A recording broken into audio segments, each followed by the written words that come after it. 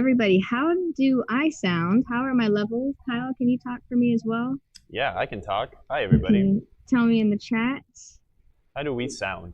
How do we sound, everyone? You sound good. You're strong signals. It's Daniel Spoiler in the background, which I'm going to mute you too until we are ready to introduce you. Sounds good? We sound good, really, for the Wow. first time ever? We did it right the first The time. sound is the most nerve-wracking part. All right, well, let's get on with it. Kyle, are you standing where you need to be standing? I don't know, am I? I think so. Hi. Hey, Lance. Hey, everybody. Thank you, thank you. All right. I didn't know I had a designated standing spot. Oh, well, look at that camera. Welcome, everybody, to our Teenage Mutant Ninja Turtles Day. We have been waiting for this moment to unbox the Teenage Mutant Ninja Turtles Pro machine with y'all. And yeah, it's Kyle's sort of pre-unboxing it. We have a little time lapse to show you of our unboxing process, since we are saving this box to go to one lucky winner who will win this game. If you had signed up for the raffle for Project Pinball charity raffle, we sold out on that, which is amazing. Awesome. And I'm going to go ahead and introduce Daniel so we can talk about that for a little bit and see what's going on with Project Pinball. So let me unmute him and then bring him in. Where are you at, Daniel? Where's he at? Daniel, where are you? Where are you? Where are you? Oh, there he is. Hey, let's test his audio out too. Can we hear him? No. Oh, can you unmute yourself?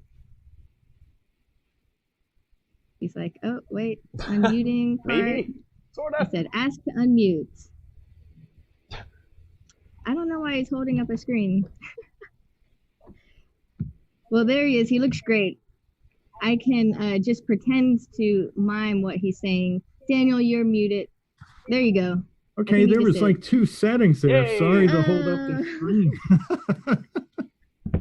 Oh, wait, I have to say first, this is my Bang Back Pinball Lounge shirt.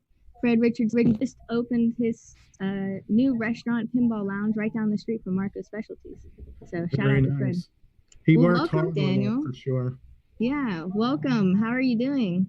I'm doing just fine. I'm glad to be here. I'm very excited to join you guys. I've been watching Cal and you guys rip apart machines and put them back together. So it's been very interesting for me. And I am definitely honored to be in the group with you guys. So thank you for having me here. Thank you too. And so Daniel, you're usually on tour right now with the Love Across America tour. And, you know, we would be at shows too and see you there. You do lots of hospital dedications during the summertime period. Since that's all kind of shut down, what are you guys up to?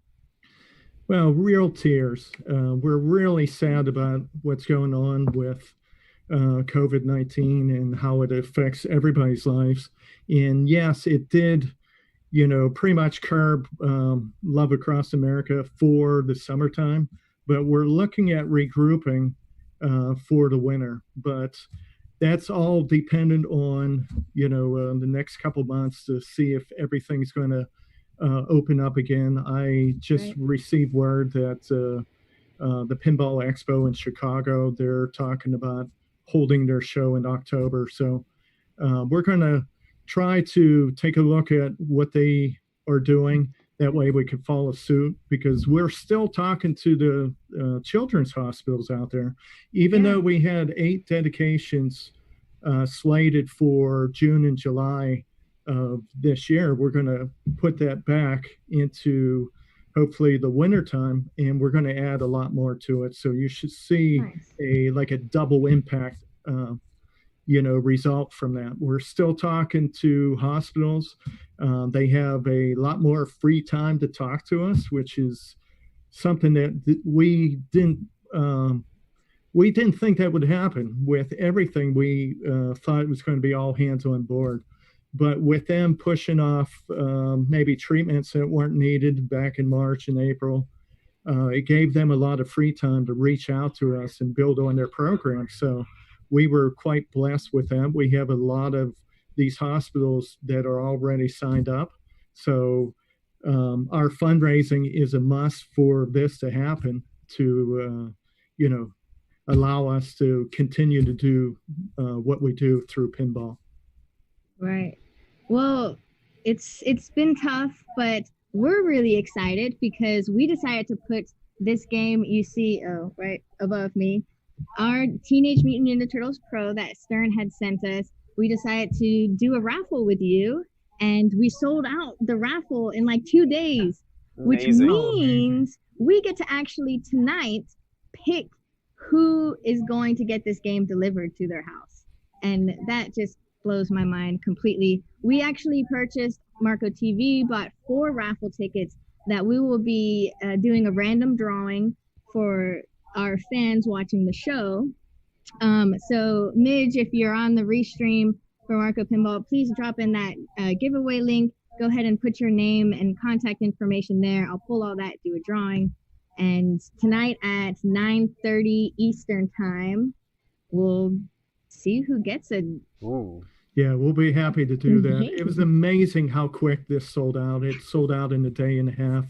Once people knew about this unboxing raffle that we were doing.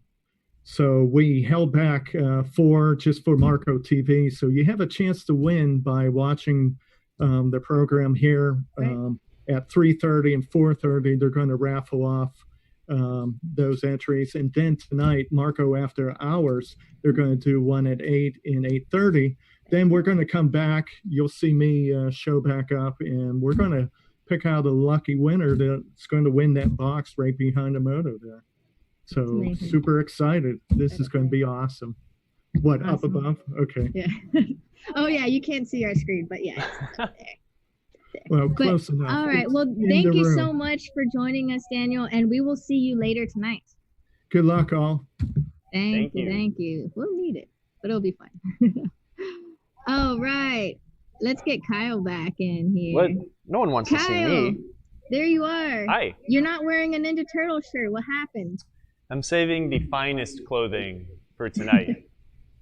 All right, everyone. How does Kyle sound right now? Is he good? Should I boost up his levels? Yeah. Kyle, talk for us. Tell us how you How's my voice? I'm really excited to play this game. It was torture getting it out of the box last night and sitting next to it for 4 hours without being able to play it. So, so close. That's awesome. Well, let's get on with it. So we did a little movie magic, so to speak, because we are saving this box and we want to bring in Mike and Elliot from Stern Pinball as soon as possible, but we got to set up the game first. So we kind of did a little bit quick fix. So I'm going to play that time lapse, and then Kyle, if you want to talk about just the unboxing process while I play it, that would be really cool. Yeah, sure. Go for it. Okay, right, so what we did, we ripped the game out of the box because we needed to save it. If I was taking this game out of the box, I would just cut the side panel and rip the game out of the box. But it will be significantly weakened to ship the box somewhere in the United States to the new lucky winner. So we pulled the game out of the box, and I am getting it ready to do my favorite method to set this game up by myself. It's not hard to set one of these games up by yourself. To pull it out of the box, like you're seeing on the this little time lapse, it does take 2 people. But if you were to take the box and cut the long section, get it out of the way, you'll get the game ready real quick. So what we did was we exposed the game and we attached the front legs. With the front legs on, that'll allow us to tip the game down and then get it up on the back legs, which I will show you how to do about now. Is it done? Looks like it. I learned this method from my friend TJ, and since TJ can't be here, I'm actually using his mag liner, this wonderful hand truck here. And what we'll do with the game in this state, with the front legs on and tightened, I'll put the mag liner underneath the back of the game. I do set the legs up, and I do thread the front legs out just a teeny bit, If you set them out a few threads from the bottom of the leg, that'll allow you to access the locking nut. And so still an echo. Hold on 1 second, Kyle. We're still getting an echo, which is strange. A little echo? Little echo. I don't like that. How about now? Oh, what if I do this? You can turn the volume down over here too. How about now? How do we sound? Live audio better?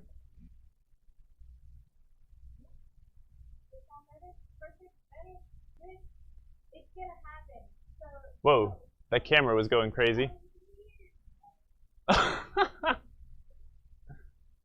Whoopsies. Are we stable?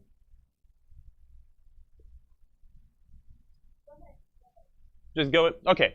So we'll get the front legs on. So the process now is we're going to get these legs down against the floor. That'll allow us to just concentrate on the back.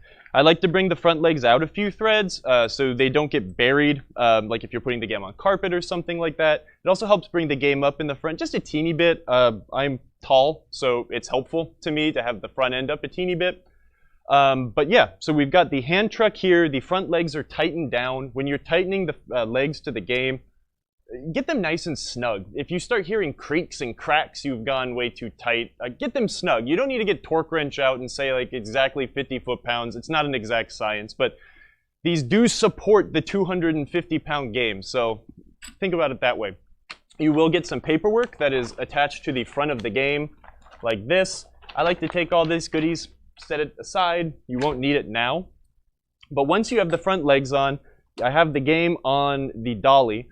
I can use the front legs as leverage, and you could get the game down on the legs. The reason the dolly is there is, yeah, you can see it from that camera. Oh, and that camera is working again. It lifts it off the ground. Having the game up this 8-10 inches really helps you use better body posture when you want to bring the game up and you won't throw your back out. Again, some of this stuff does apply since I am so tall. I have weird body mechanics, but this really helps. At this point, I like to have a chair around. I can do this resting the game on my leg, and I'll show you. But to be safe, if you're setting up a game for the first time, use a chair. I will get it. The patented Marco stool, very handy tool. From this point, you will need to make sure you do have your wrench handy. The leg bolts are a 5/8 inch head. For this method, I have removed the rear leg bolts already. The game will ship with the bolts in the leg plate. I will get my other leg bolts and get them close by. To lift the game up and have the legs close by, I will put the legs on top of the head as so. The back of the leg hooks up onto the back of the head, so when I lift it, they won't go sliding. We'll get those guys up here. I did install one leg bolt. What camera read? One leg bolt is in, because that means I won't have to go reaching around and trying to grab legs. I have my wrench in my pocket. The other two bolts, sometimes I will just thread them in here, 1 or 2 threads, just to keep them handy. And now for the fun part. You get to find your grip. I like to put 1 arm, 2 arms underneath the bottom of the game. And these are light. These new Stern games are super light. And at this point, I can hold the game with 1 arm and on my thigh. And I could do the rest of the work with 1 arm like this. We'll kind of do this and get it on there. But if you need some help, you can always keep your handy dandy stool close by. And as long as the stool is a little taller than the legs, this will give you a platform. And this one isn't. Oh, I should have tested that. Well, you know, we can go back to the old method then. The stool will do all the work for you, but in this case, you can watch me suffer. Be using this stool. What's up?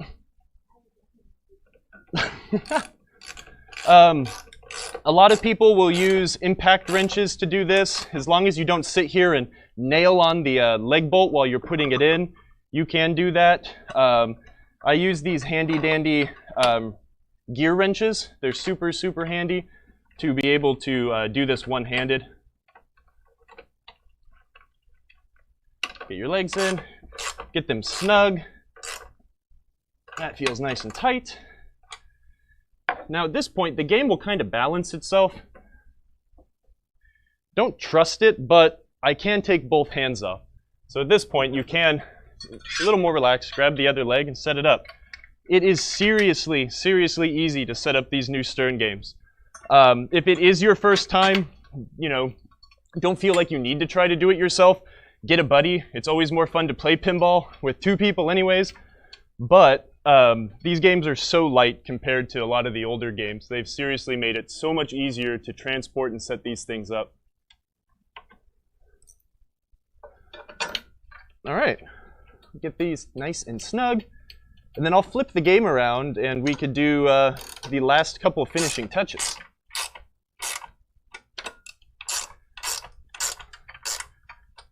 Ta-da! When I do get the back legs out, I will thread them out a few turns and try to level it out. Sometimes you get lucky and you'll get the pitch and the level just right, and you won't even have to sit there with a level or try to get the ball to go straight, which is handy. At this point, you will need to get some flush cutters or something to cut the strap with. I'm going to spin the game around. Tell me when it's in the best part of the frame, Emoto, will you?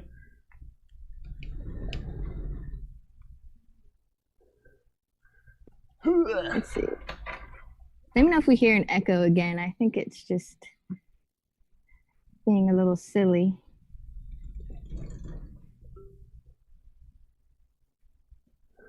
Yeah, you're doing good. Is it in a good spot? Yeah, I think that's great. All right. Thank you. Get a little bit of sweating done with. But now, watch front and back. The strap is under tension. You could take your cutters, snip, snip, there it goes. Gather up your trash as you go.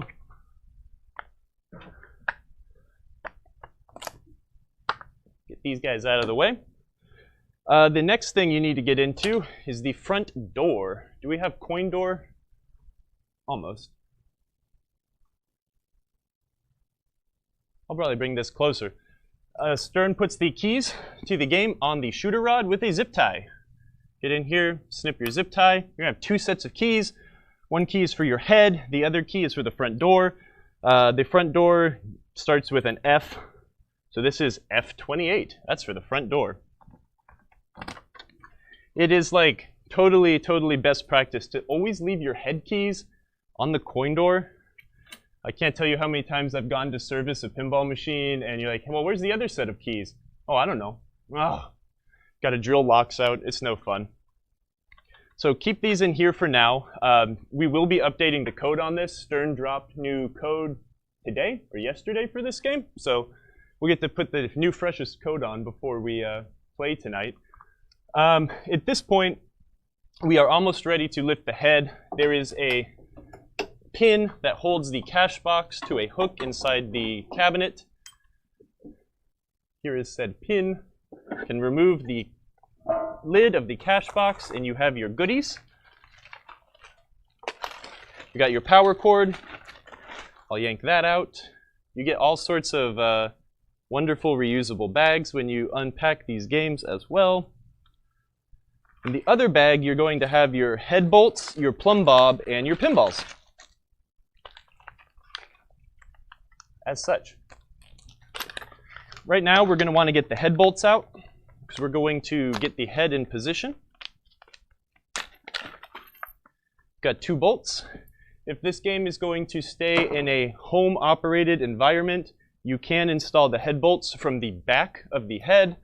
If not, if it was going to be like on public location, you could install them through the bottom of the head and keep them inaccessible. Move this up. Take your packing foam. When you're putting the head up, make sure you're not pinching the wire loom. This one went up just fine. And we can thread the head bolts in.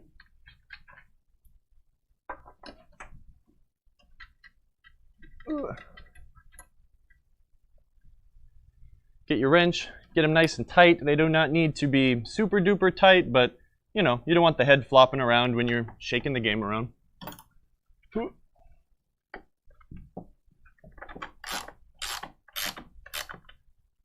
Done. There is a foam backing that covers the power cord spot. I will grab the camera and show you guys that before we finish up. Go around and plug this sucker in. Yeah, do you think we could get a camera on where you just did those head bolts? Yeah, let's do that now. It's a little bit different for them, right? Let me disconnect this camera from the tripod. I just lock it in place. Yep, there it goes. All right, cool. Let us take a journey to behind the game. It's a lovely game. The art package is incredible. The color just pops. It's so good. Behind here, this is where we have the hood for the power cord. The bolts that hold the head on go here. There's a giant yellow section that says install the bolts. Yeah, now you've got your game like almost all the way set up. There is a lot of finishing touches that we will get to pretty soon. You know, making sure it's level side to side, set the pitch correctly. We do need to install the Plum Bob. To do that, I will put the camera down. We could get the glass lifted off and we could take a look on the inside. Give me a second while I try to mount this back on the tripod. What happened? What'd you do? Did you show us the back of Dan's head? Haha. Sorry, well, studio mode tricked me. All right, cool. All right. With these new Stern games, I guess this design isn't new anymore. It's been around for a lot of games, but you've got two latches on either side of the coin door. Pop them back towards the head, out and down. You can take your lockdown bar up and out. I'm going to try not to get too giddy over what everything looks like inside the game yet. But we will now slide the glass out. Close the door when you're sliding the glass out. The angle that it comes out at, where the door rests, can cause unintended scratches in the game. I'm sorry, yeah, let me frame this better. Other way? There we go. Bring it back a little bit. I get to learn so many things on these streams. It's fun. We'll set the coin door closed. Better safe than sorry. When you're handling the glass, best practice, use the palms of your hands. Don't use your fingertips. Spend a lot less time cleaning glass. You can pull it out, set it somewhere safe. Be gentle, it is tempered. Now we can open up the coin door again. We can grab the apron in the center and bring the game playfield up and forward. Swear I am not looking at all the goodies inside yet. We can take our Plum Bob, which is inside the goodie bag again, and set the Plum Bob in the cabinet. I will set it and then I will bring the camera closer to show the actions.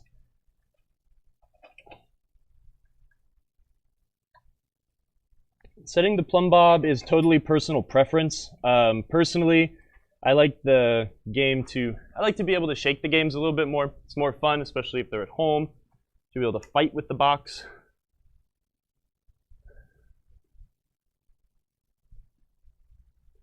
The Plum Bob there is a hole through the center of the this piece here. It slides up onto its hanger. There is a thumb screw that tightens the tension against that rod that it hangs on, so you can loosen it and slide it up. Closing the space in the circle here will cause this to hit the outside circle, easier with gentler nudges. So, but if you have a little bit more space, you have a little bit more room to swing the game around. I like to set it, somewhere between this is way too easy and I can, if I flip too many times, the game will tilt. Another thing to keep an eye on is where this wire form that surrounds the Plum Bob, make sure it's centered. Sometimes these things will ship and they'll be bent down a little bit, up a little bit, and the Plum Bob will prefer one side or the other. So it'll be a little more sensitive one way than the other side. This one's perfect. So yeah, this is easy to bend. It's just a wire form, but be gentle. You don't want to bend it too hard. You might break something. Be gentle. But yeah, otherwise, gentle, nice. That's kind of the quick, abridged, pro tip way to set up a game. It's easy to do by yourself. Do not be scared. Oh, Slappy White said he's surprised that he or she is surprised that physical tilt bobs are still a thing and not as accelerometer. Sorry, I'm terrible. Accelerometer? Accelerometer. That's a good word. Or other digital forms. Well, what do you think? What's your thoughts on that, Kyle? And why change something that works, right? It's a cheap mechanism. It doesn't require, you know, any sort of fancy electronics or anything like that. It does the job well. Harry Williams designed the tilt as we know it. Maybe not the current incarnation, but it's a really, really simple setting. If one side of this metal touches the other bit, it closes a switch, and that's where you get your tilt hit. The next step, if we were going to get ready to play the game, would be to take your pinballs, clean them off. Sometimes they have a light coating of oil on them to keep them from corroding. But now might be a good time to figure out what's in the box. I don't know. What do you think?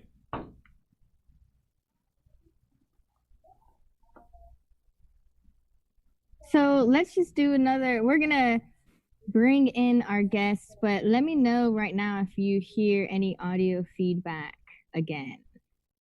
Am I echoing? What's in the box? What's in the box is our new segment where we are going to show us all the mechanicals and stuff going on inside of a game. You know, we have so many streams where we're playing the game and having fun learning rules, but we like the technical stuff. So today we're going to have Mike Vinacore and Elliot Eisman joining with us. And let me go ahead and bring them on. Are you guys ready to do this? I'm going to have to. Oh, let me fix his. Hold on 1 second. I got to make them look pretty, y'all. They look really good. Okay. They're pretty enough. They don't need to be made prettier. Right. Whoa, I made Elliot huge. Okay. All right, and I'm unmuting them. Hey guys, welcome. Hello. How's it going? So we're gonna do a quick mic check before we get into our conversation. Mike, tell us how your day is today. My day is going pretty good. I spent the better part of the morning setting up all this gear down here so we could do this thing, which is also how I finished my night last night as well. We were here for a while making sure that... We've been doing lots of tests, and it still doesn't fail to have some type of technical issues. So we're still learning, everyone. Usually we're at shows, and we're bringing all these games to you at the shows and doing seminars and stuff like that. But, you know, we're navigating the virtual world now, so... Yeah, normally I'd be there with the show with you doing this, but now I'm doing it from the privacy and the safety of my own basement. Yeah. Absolutely. We missed setting up pinball games with you so much, we decided to do it virtually. Awesome. Well, so first you can see Mike Vinacore, he is the associate game developer of Stern, and Elliot Eisman, who's also here, I'll fix your little name, he is the lead mechanical engineer. Yes. So he knows everything about this spinning pizza disc and stuff like that. So Kyle, I'll let you lead this conversation as you guys go through. Me lead it? Okay. Well, you guys want to start up top or underneath? Do you want to start on top or underneath? You want to lift it up? Elliot, what do you think? Sorry, it's kind of hard to hear Kyle. Yeah, I can't hear Kyle either. Yeah, he's completely muted or something. Oh, wait, hold on. I can fix that. Don't touch anything, Kyle. This is the most people we've had on one stream at one time. So, you know, learning process. I think we should start up top. It's more fun to see what the things do before we see what makes them work. I agree. All right, so we're going to look. Do we want to start on the top or underneath the game? Let's do it in the top. Oh yeah. Let's start in the top, and then we will take a quick 2-second break to do a raffle to pick a winner. Oh, have we already hit that point? Project Pinball. Yeah, we're already at 2:30 to pick a. Jeez.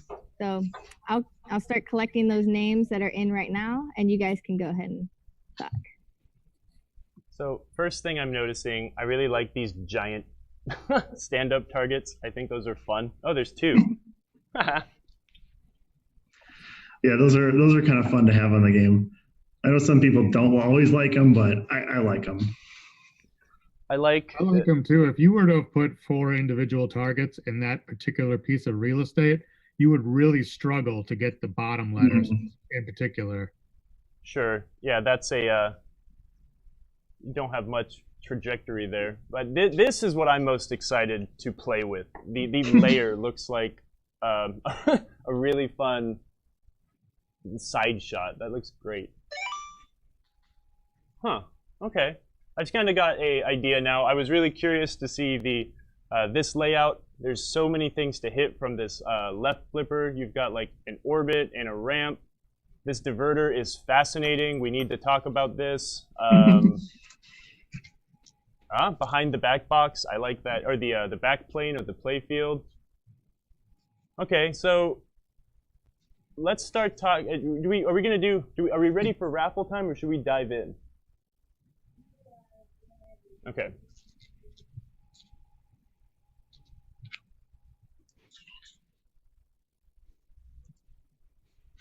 Where is raffle time? Okay, raffle time! Yay, the moment we've all been waiting for. All right, so I am doing our random name generator. We have over 600 names. And to remind you guys, you have to be here. We're like a radio station. You have to be here right now to accept your award. So if you are, say hello in the chat 50 times, and we will send you a message. So our winner for what are we raffling off? A Project Pinball raffle ticket. So that could be your game too. So you got to do a raffle to a raffle. And the winner is... Drum roll. Drum roll. My computer's frozen. Oh, wait. Gerald. Oh, this is working terribly. Oh, wait, there we go. Where'd you go, Gerald? I saw the first name. Oh, sorry, I was way off. Graham Lomsky. Graham Lomsky. So I'm gonna write it in our little chat box. Graham Lomsky. You are the winner. I'll put it up on the screen too to give you a little chance to claim your prize. Graham, lucky and fella. Congratulations, Graham. You won a raffle ticket in a raffle. I can't get over the art. It is so awesome. The color palette is just so good. Yeah, I really think Zombie Yeti hit it out of the park with the artwork on this. Oh, yeah. Not that he doesn't hit it out of the park every time he steps at bat, because he always does. But this one was just above and beyond. Yeah, no, this is, I mean, yeah, every single game he's done art for at Stern is just incredible, but I really like this a lot. Yeah, I don't know, let's explain this, because I know that the glider on the premium is a lot different than how this diverter or ball stop, they perform so different. What do we got going on here, guys? So that's the on the Pro, I call it like the dual ramp ball stop. So basically it can stop the ball on both ramps and then you can do the cool presentations that you see all the awesome artwork on the AV. So that's the Pro device. And on the LE, there's an actual diverter that's controlled with the center button that will divert the ball from either ramp exit. So that's a really cool feature. So on that glider, what's cool about it is it's driven by a servo. And what that does is you can put it in a lot of different positions.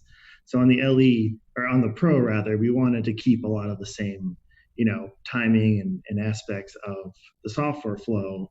So that's why we came up with it's really cool, like little compact device in the middle there to allow us to do that sort of thing and still have the same flow. It's super elegant. So I thought it was a really cool thing, and trying to make it as unobtrusive as possible and just kind of fit in naturally. Yeah, you can barely tell there's a little solenoid back there. It's just such a simple device to do something interesting. Yeah, so you've got one solenoid here, pulls the plunger in, which is attached to this stop, and that blocks both sides of the ramp. Super elegant, easy. Yeah, that's what we really tried to do that on this game, and we try to do that in every game. Really, is to try to keep a lot of the same features on both Pro and LE. So in this game, we really tried to make it so that had a lot of the same feel, but making the devices a little bit more cost effective so that you could have that lower price point and all that sort of stuff, and also try to keep the devices a little bit simpler and add to the reliability of the game for like a street location. From a design standpoint, I mean, how many iterations of this device or the glider, which we'll see later, Mike has a LE playfield that he is going to show us some of these devices on also. I mean, how many iterations of this did it take to find it right? The glider was actually a couple iterations, and mainly just making it more reliable. That's kind of like really where it focused. Like we laid it out once and it felt really good. So we kept a lot of the same layout features, but they're just kind of tweaking parts to make them more reliable and perform better and all that sort of stuff. The little diverter or ball stop in the middle, that was just kind of a one and done, like fit it in and make it work. We all, at least, some of the mechanical guys who work in a 3D environment, so it's easy to really plan out everything and get as accurate as possible on the first shot. Excellent. That is so what else do we have on top? Because I know a lot of the magic is on the bottom here. We've got your standard 3 pop bumper layout at the top. Well, it's not too standard actually. You've got like the lanes to enter that area are kind of at an angle, easy to enter from this upper shot here. Is there a stopper that will force the ball into the pop bumpers at all on this game? Yep. So there's one right behind the van. You can't really see it from from just looking at it. You kind of need to peer around or take the game out, the layout out. But there's a ball stopper that'll stop either orbit and then the inner orbit as well. Gotcha. Well, let's lift the game up. Let's take a look, because a lot of the magic is always on the underside. And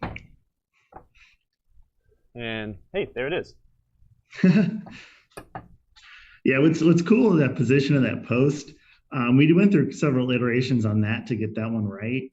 But what's cool is it'll stop it on both ball paths. It'll feed it into the lanes, and then also if we want to set up the third flipper, the upper flipper shot, it actually is timed really nicely. It'll shoot in that left orbit, hit the post, and then come and do a really nice gentle feed for you to shoot whatever you're shooting for. Okay. It'll stage it up. Okay, yeah, it comes up the left orbit, hits that, and then nicely dribbles down for you to nail it with the...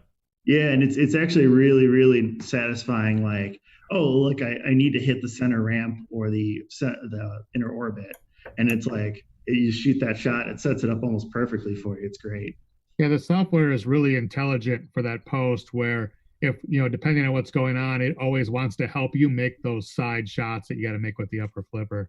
So it'll, shooting the left orbit will, let the post come up, it'll feed you for the thing. Shooting the right orbit, it'll stay down, so it'll loop around to your upper flipper when there's shots lit on the side there. Interesting. That looks like it'll be, yeah, I'm excited to see how that interacts with the game. Was that something that took a while to find its place? Like, did it start as, hey, let's get something to feed to the upper left flipper better? Or did it start as, well, let's make the game have a little more pop bumper action? It started actually as we need to feed the ball from the shooter lane to the pop bumpers or into that lane. So that's where the first position came. And then it went to like, if we move it back a little bit this way, it gets a smoother feed. So it kind of like went through a couple iterations there. Gotcha. And then I went through numerous iterations with the software guys of like, here's a case where the post should or should not come up. And there was a lot of back and forth of like me just giving them lists of like, here's where it should, here's where it should, here's where it shouldn't. And then they got, you know, in the end, we got it all playing beautifully where it behaves exactly how you would want and expect it to. Yeah, what's kind of different too between these two models is, so on the Pro, it's got that little like shooter ramp that goes right into the orbit and then feeds into the pop bumpers. Where in the LE, it's got a big ramp that feeds it and dumps it actually into the big ramp up there. So it was kind of like a little bit of challenging because like the post behaves differently between the LE and the Pro on how it like actuates on like the first like launch and all that. Yeah, that's yeah, I can see that being a something fun to code for. You know, I mean, of course, the Premium and LE or Pro are such different layouts. You know, kind of got the same bones, but when you've got similar mechanisms in the same place, like how is it going to react differently with, you know, this feed or this extra feature on this ramp or something? Yeah, exactly. And that's kind of like, that's why we're trying to like keep a lot of the same features just to make their lives a little easier. Hey, Mike, can you put your other screen back on? You destroyed Elliot. Oh. You took down your OBS screen. So yes, Mike's going to show us. That computer lost its internet connection, so hang on. I'm getting it oh boy. He's going to show us some of the mechs on the Premium and LE, like the Raphael diverter. So we have that queued up as well. So I noticed there's two posts that live normally in an up position too. So what we were looking at before is we were talking about, I guess we could call it a diverter post. What do you call it, Elliot? What is this device called that will... So I flip-flop the names all the time. One's called an up post and one is called a down post. Sure. So the up post, I believe, is normally up and the down post is normally down. So the down post is the one that's blocking the orbit shot. And then the up posts are the ones that are in the ball locks. Yeah, so it looks like if you were to shoot the ball into the layer. Right behind in the layer area, and then there's one underneath the turtle van. So a very similar device, just works in two different ways. This is normally up, and when the solenoid energizes, it lowers, so the ball can escape. Where this one, the ball will normally travel over, but if the game deems it necessary, it will energize and block the path of the ball. So two similar mechanisms that do totally different things. Are there any other updated mechanisms here? It looks like we've got like the standard footprint for the slingshots. The flippers look the same. The trough looks the same. Let's see, what else here? Is the footprint for the auto launch, is this different? No, that's the same. Okay. I don't know why it looks different to me, but okay. No, that's fun. This is there is a lot going on here. The motor for the pizza, let's talk about that guy. So this has a magnet and it also spins. What's going on here? Okay, so this device has been out for a while. I think the first, I mean, maybe other people can correct me, but I think the first time we did, it's been done is on Twister. A really older game, but so this device has kind of been around a while, and so this is a kind of a take on that device with a lot of the same components, but the difference on this one is the motor. So this one is a DC motor, and it spins at 400 RPM, so it's probably the fastest spinning disc we've ever done, and it really has a lot of torque on that motor. So like it can whip the balls around. When you get 3 balls on there off of the feed, it almost shakes the game because it's got a lot of power there. So that was kind of fun and exciting because it's just cool to see what, you know, Dwight and team can come up with to like make that thing just do all sorts of cool stuff. So what it looks like, we've got like a standard kind of a pancake magnet coil. So it's hollow in the center. And that is where the magnet core comes into play. How did you route the the actual spinning disc, while still being able to get that magnet core into the whole assembly. Oh, so that's actually like a welded plate. So the stainless steel plate, and then there's a ferrous core in the middle there that actually is being spun. So the core itself is actually being spun and the magnet's stationary. Interesting. So, and then there's another sleeve in there that actually protects the magnet so that everything can run smoothly. I like that. That looks fun. Yeah. And you guys were mentioning too the way that the balls are locked and staged. You tell us about you were mentioning like with the flippers staging the balls themselves. Can you explain that a little bit? Oh, sure. So there's a 3-ball lock underneath the party wagon or turtle van. So that post will feed down the lane there, and then actually in software the flipper will flip up. So the software is controlled. We call it softwarely controlled. But it'll come up and then it bounce off that flipper and then hit on the magnet center core there, and then be activated on the magnet or stuck on the magnets. And then 3 balls will bounce off of that flipper and then get stuck on the magnet. And then it starts spinning and do all sorts of crazy stuff. It's a really cool visual to see them load the 3 balls onto that spinning pizza, and then they're whirling around at super high speeds and then come flying off of there. Yeah, and that geometry was Borg had laid it out, and he was kind of concerned at first, but when we tried it out, it worked beautifully. So then slight tweaks here and there to kind of get the positioning right, because I mean you can probably see on the underside there, it's like kind of packed in tight with that flipper base. And yeah, let's take a look, because that's like, you know, everyone has their wish list of how a pinball machine can be laid out, but you're really limited by your footprint, right? Each of these things have such a big footprint, and there is no space at all between this flipper base and this magnet assembly or this lamp board. That was kind of part of that fun part of that design too, was making sure nothing touched or interfered. Sure. And we took that bracketry and kind of remade it so that it kind of fit this game really nicely. And which bracketry? Did you work on the spinning disc bracketry or the flipper? The flipper base is the standard flipper base, so that's pretty nice. But the spinner bracketry, kind of tweaking that to make sure everything fits in there. Yeah. I don't know if you've seen one of the older ones, but it's got a big footprint. Yeah, that's cool. This game does not have a lot of free real estate. It is pretty packed. Yep. So I don't know. Should we check out some of the things with the LE? Check out that the way the glider mech works. Are you ready to do that, Mike? Yep. Yeah. Emoto, can you switch over to the LE? Yeah, I can. Give me a moment. Let's take a look-see. This is gorgeous, though.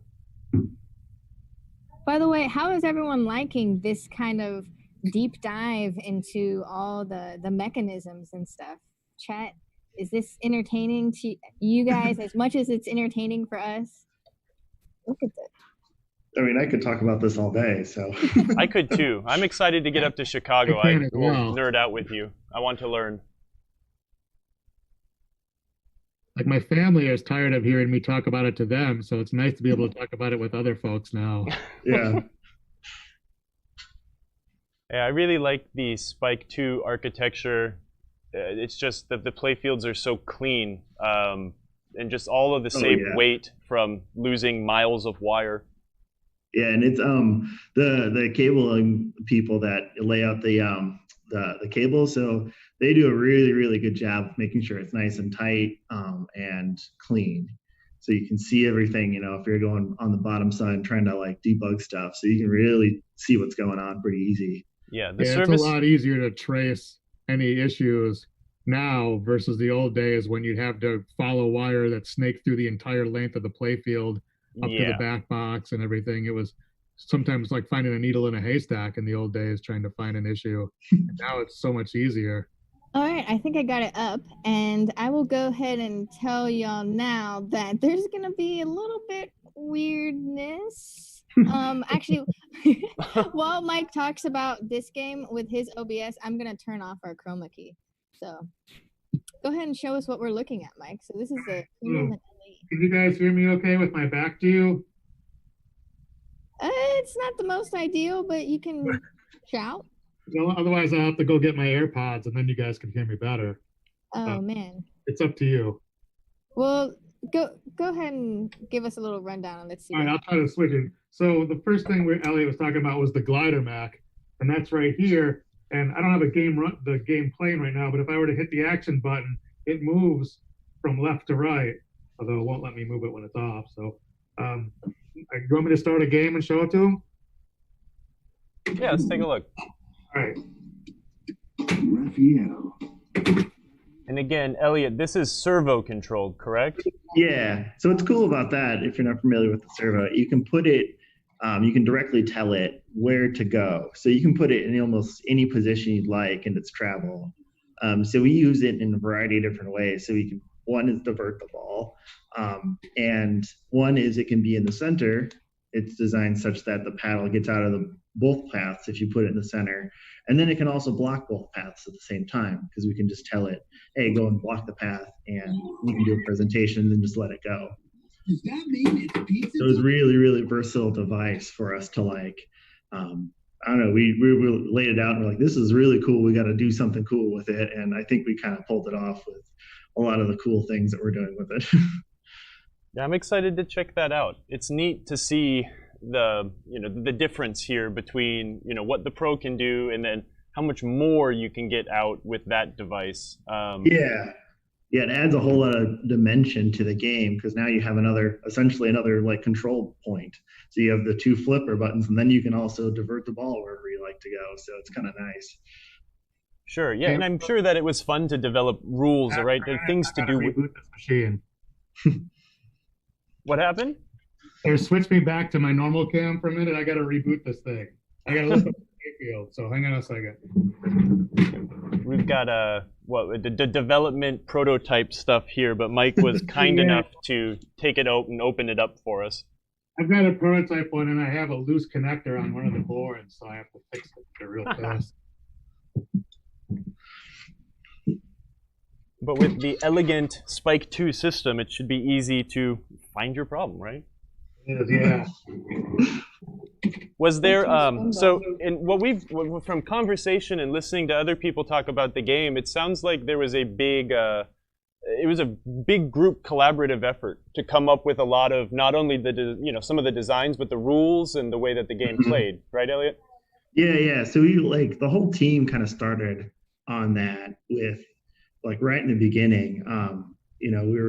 We all sat down in rooms and just kind of said, okay, well, what do we do here? And we all were kind of drawing on the whiteboard and, trying to figure out how the game would flow and then how that would impact kind of the rules. So kind of really collaborative right in the beginning.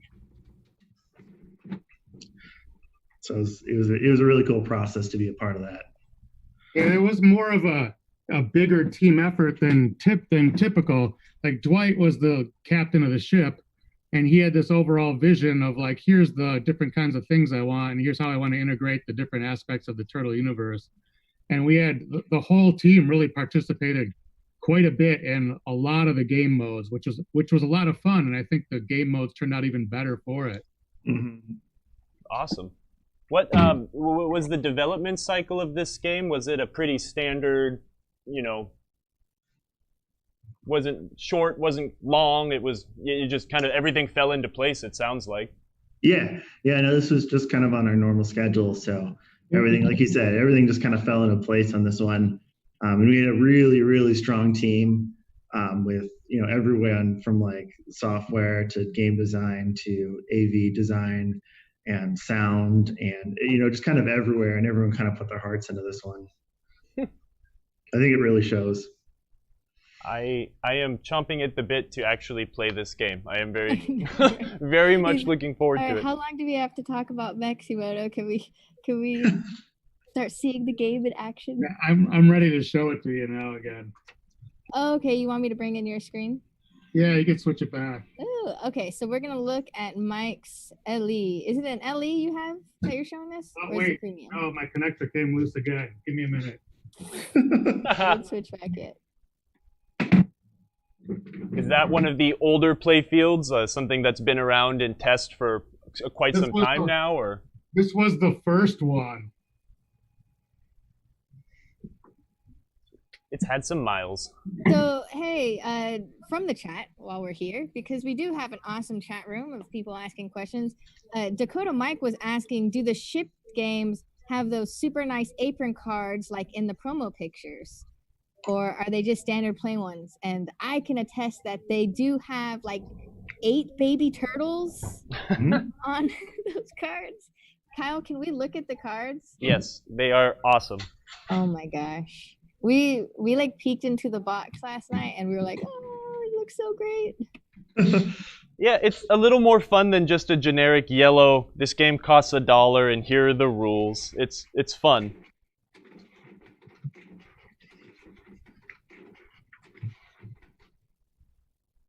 Yeah, I like that.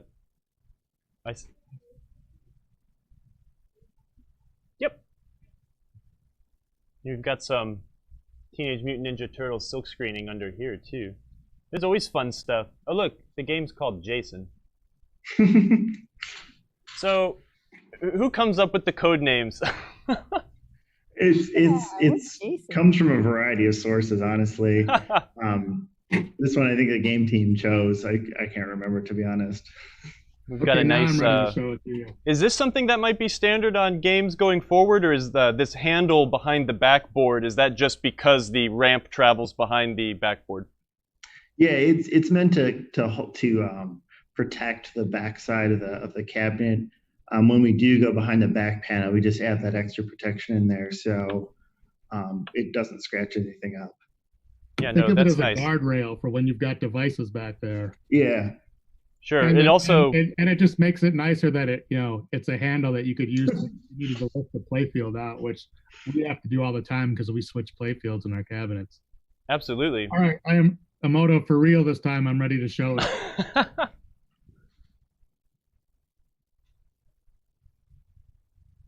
I will forgive all of your technical errors if you forgive mine. Absolutely. All right, let's fair do enough. this. All right. We got a game going. I'm going to look for an extension cord and try to, we'll start updating the game too once we're ready to switch back over to my side. I'm one ball short. We're a ball short. Yeah. In a basement full of pinball, you should have plenty of balls around, Mike. Come on. All right, Mike, so talk us through, what are we looking at here? So once I get going into this to here, so now when I hit the action button, the glider here changes positions from left to right. When it's facing this direction, the left ramp has a sign, and on the sign it's lit that I can build the glider value. And every time I shoot it, it's building up its glider value that I can then collect if I move the thing to the other side. So see, I've got the glider value of 315. I can keep going, and I think it caps at 2,500,000. So then if I switch the glider to the other side, now the sign on the other ramp is lit, and if I shoot it, I will collect that glider value that I built up. Ah. So depending on which way the glider is facing, it diverts the ball to either the left flipper or the right flipper. So this direction, if I shoot it up here, it's feeding my left flipper.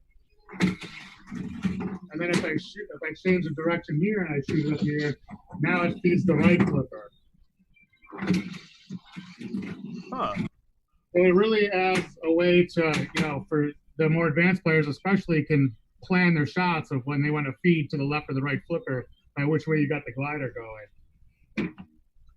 Another thing that's different is the turtle van.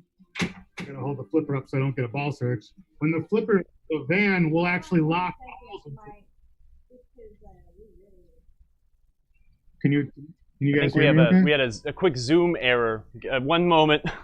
Okay.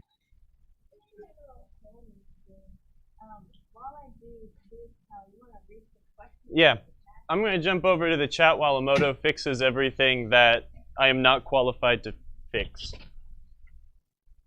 Let's check out the chat. Yeah, blackout. We do see blackout. Sorry. Let's see. Let me scroll through the chat. Camera's gone. Sorry.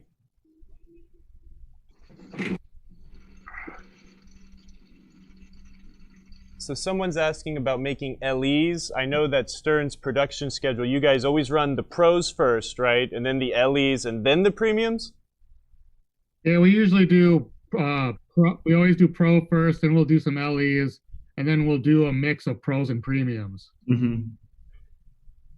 And it's nice now with the flexibility of the production line too, being able to get other games that are in demand in every once in a while. I think a lot of people appreciate that. We have more than one line. So right now, for example, we have a line running Turtles that's dedicated to Turtles, and we've got another line that's running to fill our back orders of other games that people have been ordering.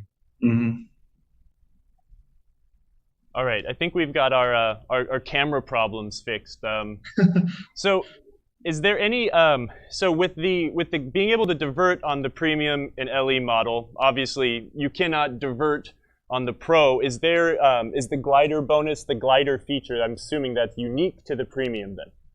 Correct. Correct. Yeah. And the LE and premium also have the ability to time lock a ball in the layer, which is that area underneath the upper flipper. Okay. There's an extra switch on the LE and Pro, so it recognizes when a ball is locked in there, and then there's actual game feature built around that in those models. Does the is there anything unique to the Pro in that aspect where obviously you can't do the glider, but is there anything to the Pro that might not be in the premium in that sense? Yeah, there's a few mechs that are in the Pro there that aren't in the LE, which is it's that dual ramp ball stop. Yep. And then there's a post behind there's the right ramp for the turtle paw multi-ball for that start that isn't in the LE. However, the LE has the ability to lock balls and fall out of the van, which I think is much cooler. Yeah, it does look turtle cool. Power multi-ball, it dumps 3 balls right out of that van. The door opens on the side and it feeds them right over. It's pretty sweet. Yeah, it's like the 4 turtles coming out of the van. Yep. It's great. Yeah, that was a fun device to make and integrate into the sculpt because I really wanted to make it look like the van wasn't going to do anything, and then it just magically the door opens and balls fall out. Yeah, you wouldn't even know it opens from just looking at it when it's sitting there idle. So the first time you see it, it's kind of a surprise. Mm-hmm. Yeah, from watching what I've seen on other streams, it seems like the choreography and the flow to this game, it's just very polished. I think that's neat hearing that it was a big collaborative effort, and it seems to show. I'm really excited to play. Yeah, the software guys, their attention to detail and like the presentation and everything is just second to none. Those guys really spend a lot of time on those subtle little things to make all the choreography look so good. Oh yeah, I think this game has really good light shows too. Oh, for sure. Yeah, there's what's kind of cool is there's 3 different what we call GI strings in the game. They just kind of illuminate all the plastics. And this one has 3 different colors. So it's got a red, green, and a white. And so it allows them to make these really cool, like all of a sudden the game's flashing red or flashing green. It adds some depth to it. Yeah, like when you go into the Dimension X part of that one episode, everything is red. It looks really cool. It does. With in regards to that then, like when it comes to like development wise, I mean, is that where some support software people are coming through? Does the captain of the ship say, hey, I kind of like this idea, try to make it do this? Is that where the support guys come in and try to do some of the light shows, or? It varies, different people on our software team have different strengths. And then, the lead will kind of like divvy out the work for the game based on those particular people's strengths. So one guy's strengths could be light shows and display work and sound integration. One guy's strengths could be rules. So it's really up to the lead of how he wants to spread around that work. Mm-hmm. And so we always try to complement every team with a good, broad,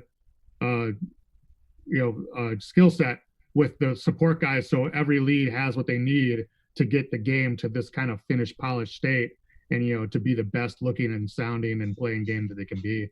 Awesome. There's a great question for the chat because I know the answer, but I'd like you guys to say it. So, how many balls are maximum you can play on multi-ball? And it's different for. It's different on the Pro and the Premium. So the Pro machine has 6 balls. You can get up to 6-ball multi-ball, but is it 8 or 9 in the LE? It's 8, right? 8. Yeah. So there's some in the trough, and then there's 3 in the vans, and there's 5 in the trough. Ah. Yeah, they're staged there. So on startup, it'll actually preload 3 balls into the van, and they're staged there. So you can, at one point, I think you can get up to an 8-ball multi-ball. Yeah, and it's crazy having 8 balls in play. I was going to ask then, so when the van does release the ball. 1 second, Kyle. I'm cutting you off because the chat demands it. We're doing another giveaway. Okay. All right, so I just put in a new list. We got about like 70 more people adding to the drawing. And if you edit your name multiple times, it doesn't work. It cancels out. So stop trying to cheat. All right, so our first drawing we're not doing a Project Pinball raffle ticket right now. We are doing one of our new Marco Wizard shirts that Dirty Donnie designed for us. And the winner for that is Michael Coker. I will put your name up there. Michael, if you're in the chat, send us an email to marcotv@marcopinball.com or say hi, you're here in the chat. And then we're going to do another one for one of those cool, is it in the shot? One of those banners. Kyle, hold up a banner. We love these X-stand banners. They look great on your wall in your game room. Some people I've seen put them on ceilings. Ooh. And that looks really cool too. So someone's going to win this. And that lucky person is... I want to put this in my office. Oh, yep. Michael, I see you here. Awesome. I don't even have one of those banners. The winner is Democratus Tepilidis. That is a really awesome name. I like that. Democratus. I gotta spell this one out in the chat. All right, let me know if you're here. Michael, I saw that you're here. Democratus, we will put your name up on the list to give you a second to say hello. If not, we'll wait a few minutes and draw it again. All right, that's my spiel. Okay, good job. So what I wanted to ask about the ball feed then from the van, is that a gravity-fed release? Like, does the door open and everything pours out, or are they forced out? Gravity release. So how does the game stage them then? You've got a way to get them from the shooter lane to plunge to something to force them in the van. What does that look like? So on the LE, that's why I was kind of bringing this up earlier, but on the LE, there's a full ramp on the shooter lane that actually dumps it off on that right ramp. Got it. Okay. And so then there's a diverter device in the backside that actually opens up and then feeds the balls into the van. And then there's a one-way gate that keeps them from falling out when you tip the game over or, go in shipping. So they can, we don't ship with the balls, but anyways, if you put it in service position, they won't spill out everywhere, it's nice. Yeah, that is I thank you as someone who takes games apart all the time. That makes everything so much easier. Yeah, we try to, as best we can, we try to make things, 1, reliable, and 2, serviceable. Is the ramp in the shooter lane, is that a wire form or is that a formed plastic ramp? It's a steel ramp, actually. Okay, cool. So if you've seen the Black Knight Premium, yeah, how that has that big ramp on the right side or the shooter lane, it's a similar look to that, but slightly different because then it makes a little turn and then it dumps it off really smoothly onto the ramp. That's awesome. That's neat. And that was kind of the big first challenge on this game, was getting all these crazy ramps to lay out and fit nicely. There's a lot of depth to these ramps, the center ramp, the right ramp, and then that shooter lane ramp, which is on the LD Premium. But getting that all to work right was kind of a maze right in the beginning. That's the first thing we tackled, was making sure everything fit and was smooth. It is almost like there's 3 levels to the game. You've got like playfield level, and then you've got center ramp level, and then you've got right and left ramp level, which are above that. Yeah, yeah, and then integrating that into the glider mech and making sure everything fit, and you could see everything, and No, there's and a I lot of think ands in that. and I think that's fascinating too, the way you mentioned like how you load the ball into the van. You're working a lot with the vertical space, but not making something that looks like a hodgepodge of things shoved into the game. Without resorting to a subway or something like that. I would have never known. It doesn't. When I'm looking at the pictures of the premium, it all is well hidden. The stage dressing is nice.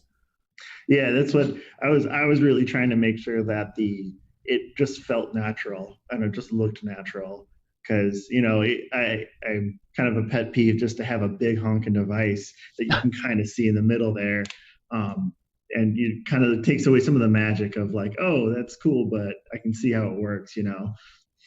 Yeah, definitely. And even like this solenoid here for the ramp blockers here on the Pro, it's just a little bit smaller than the bracket. You'd never know it's there. Yeah, exactly. And just like, oh, look, you would think there's something that goes through the playfield to actuate this thing. No, it's just a little device there. Yeah, we had a question from the chat, I think that is relevant to this. From Rolling Wonder was wondering, on the Pro, does the mid-ramp ball stopper ever activate during multi-ball, stopping balls on both ramps at the same time? It doesn't really do them both. It will stop it if you collect something that normally would stop a ball, it will stop a ball to show you the presentation, even though other balls are a thing. But it's kind of nice because then you get like a little bit of a breather when you got the one ball stopped up there. But in theory, if you shot two balls that fed both sides at the same time and the stopper came down, it would stop both, yes. You'll have to make that some super special MXV skill shot. You can get both on the ramp and stop them. What's it been like transitioning? I mean, I know it's been years now, but the way both of you guys need to work with the animation and graphics team, what kind of like dynamic do you have working with the visual aspect too? So usually the lead will be the one to interact with the art department, And the lead being the lead programmer? The lead software developer. So in this case, on Turtles, it was Dwight. So Dwight, and then the lead of the art department, Chuck Ernst, has a whole team working with them that they make all these in-game assets. And, they'll like the lead will typically work. And it's not just independent of the lead, sometimes it's the whole team, but the lead is the liaisons, and they go to each other and with like, here's what I need. Here's what, they'll start with like a UI, to get the look and feel down. Then they'll storyboard what the modes are going to be. And then they can figure out what assets they need to create from that. Yeah, this game was kind of done a little differently because we really storyboarded way ahead of time to try to get the mode flow of everything, and so that the art team can just crank out, great artwork and stuff. So like we knew how the episodes were going to go. Like the modes in the game are called episodes. So how every episode was kind of going to work out right in the beginning. Yeah, and it did help streamline the process because once they got going and the art started coming in, it was like pouring in, like you turned up the faucet full blast. And as I was getting new builds given to me almost daily here at home, I was seeing stuff every day. It's like, wow, there's new art here, new art here. It came together pretty quickly once the assets started rolling in. It seems like the visual art department has really blossomed in the last few years. And I know that the team itself at Stern has also grown significantly since the first couple LCD games, correct? Yes, the art team has grown tremendously just in the 3.5 years that I've been at Stern, but also in that time, they've really hit their stride as far as like, finding the sweet spot and whose disciplines, are best for which parts of the game. So now they're firing on all cylinders and they're the most efficient they've ever been. Mm-hmm. It's awesome. I always do appreciate seeing something new on the screen with every couple updates. It's fun because the thing always is constantly evolving for a point. It's fun to grow with the game as you guys are developing and releasing new code. Yeah, it's fun. It's different than how it used to be. Let's put it that way. Do we have? Did we compile a list of questions that came from Facebook and such, Emoto? I know there were a couple good ones. We do. We just got a question from Mitchell Reeder saying, what are each of you proud of the most in this game? That's a good one. I can start. So I'm proud of I think my favorite mech to do on this one was the little Krang mech on the LE. I don't know if you kind of saw that in Mike's kind of little display there, but there's an actual like 3D sculpt of Krang, and he's in his little mech suit, and he jumps up and down. And that was just so much fun to make. Because he's like, I would try to make him have much of the motion as possible, and his legs are fully articulating and stuff like that. So it was really cool to do that one. And then the next one would probably be the glider. It was just such a cool mech. For me, I was just really proud of how, as the team as a whole, really came together for aspects of the game rules and for the and just how those episodes and the pacing of the game played out. Like more so than I wouldn't want to say than ever, but more than usual. It was a much bigger collaborative effort, and I think that the game really won for that because the theme integration and just the pace and everything I think is just spot on. Like there's a lot to do in this game. People will not get bored of it quickly. It's challenging, and it's just if you're a Turtles fan, the entertainment value there of this franchise that you grew up with is all there. It's like it hits all the right spots. And I just really wanted to blast the intro song. Like when you turn on the game, it's like Teenage Mutant Ninja, and like have us all sing it together. But we can't do that on the internet anymore because we will get tagged. That's true. So but that song will get stuck in your head all day long, every day. When I watch, I'll be working down here for hours, and I'll come upstairs and I'll be singing it to my family when I'm coming upstairs. Yeah, my wife was upset after I watched Jack's stream, and that's like all I was saying for 3 or 4 days. It's just, she's like, stop. Oh, man. Yep, and in our after-hours stream, that's at 8 p.m. tonight Eastern Daytime, we are going to be wearing Teenage Mutant Ninja Turtles costumes. Not like full-on costumes, but we'll be festive. I would have worn one if you guys sent me one in my size, but... That would interfere with the green screening I'm doing right now. That's true. You would just see like the mask, like the red mask, and then the rest would just be invisible. You wouldn't even be a talking head. I would just be talking eyes. So no, that's a good segue to the question. To each of you, it's a cheesy one, but who are each of your favorite turtles? Donatello. You know what? I don't really have a favorite one because if you're talking about the aspect of the game, it really depends on what I'm going for in the game. But I like the turtle that gives me the outlane ball saver at the start. But if I was in a competition, I'd take the turtle that gives me turtle power that's one shot away. Oh, yeah. Mike brings up a really good point. There is a lot going on in this gameplay. Kyle, do you want to start turning on the game so we can... I wanted to start turning on the game like almost 24 hours ago. Well, come on, Kyle. We've been waiting for you. Let me... You need to do a code update too. Mike, do you want to talk anything about the code update, or is it just like a general... It's just some bug fixes and some polish of some stuff that we wanted to clean up and get out there quickly. This game shipped with 1.0 software, which we're really proud of. And then a week later we issued 1.01, but that added even more polish. Nice, very cool. So yeah, we'll show you guys. Oh wait, can you hear me? Yeah, we'll show you guys how to do that for anyone that doesn't know how easy it is to update codes. It's amazing when I go to On Location, sometimes you just find games that have the oldest codes ever, and you're like, why is this playing different? And they're like, oh, the code hasn't been updated in 6 years. Some people don't, especially On Location, why they wouldn't update, especially with as easy as it is to do now. In the old days, you had to get somebody to burn your ROMs and then change them, and it was a real pain. But since the SAM system started with the USB stick updates, it couldn't be simpler. Yeah, for sure. So I'm going to go, while Kyle's looking around to get that game up and running, I want to go to, we got a lot of really nice questions in our Facebook post asking y'all questions, because everyone's excited that you're here and they wanted to ask you questions. So we gave them the opportunity to do that. And then everyone in the chat too, if you want to start writing your questions out, then we will scroll through them and survey them and make sure that they're okay to ask. So, and there's something he just can't ask about. All right, let's be polite here. I saw a great question on Facebook, and this was the one I was most excited to hear you answer, but favorite pizza, come on. Oh, so Macho Pinball. Macho Pinball Oh yeah, it was came Macho. on, graced us with his presence, and asked, if you were a pizza, what type of pizza you would be? I think that was it. Is so for me, because I like all my food plain, I'm gonna have to just go with cheese. Oh my gosh, we totally guessed that about you too. Yeah, that one I figured out. You've been on tour with me enough to know my plain and strange eating habits. I'd probably go with like a barbecue chicken pizza. Ooh. Nice, spicy. I like a lot of spicy food, so add some bacon bits onto it, maybe.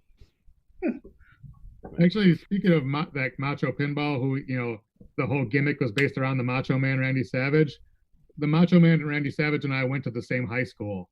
Oh my gosh! He was from my town, but I mean, he was 10 years older than me, I think. Maybe. Do you still talk to him? He's dead, Emoto. I'm saying nobody can talk to him. No way. Yeah, he died in a car accident a number of years ago. Sorry, not to laugh, but come on, Emoto. Yeah. But I did not know. That's why he's living as Macho Pinball. It all makes sense now. I think my head. I didn't know him personally, but he was from my town, and we went to the same high school. And there was a picture of him in the high school. He was like this famous baseball player back then. All right, here's a good one. This is from Jeff Patterson from This Week in Pinball. So for Mike, what are your favorite and least favorite parts when developing a new game? Wow. Tough one.